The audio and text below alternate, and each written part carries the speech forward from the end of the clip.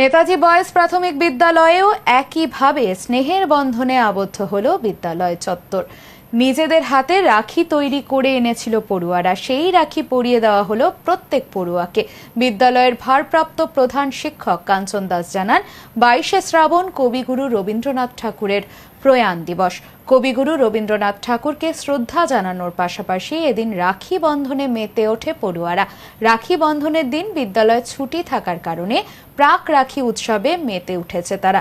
বিদ্যালয়ের শিক্ষক শিক্ষিকারা পড়ুয়াদের শিখিয়েছিল রাখি তৈরির পদ্ধতি। সেখান থেকেই প্রায় 1000-এর ওপরের রাখি তৈরি করে নিয়ে এসেছে ছাত্ররা।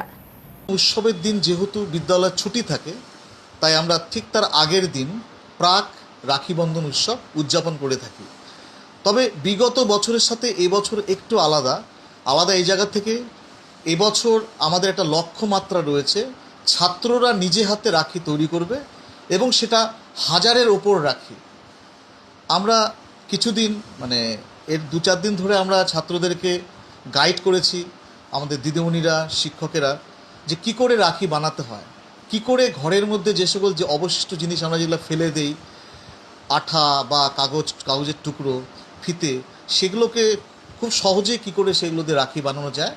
এবং তারপরে তাদেরকে এই টাস্কটা দেওয়া হয়, তোমরা নিজেরা রাখি তৈরি করবে, এবং সেটা কিন্তু আমাদের টার্গেট 1000-এর উপরে।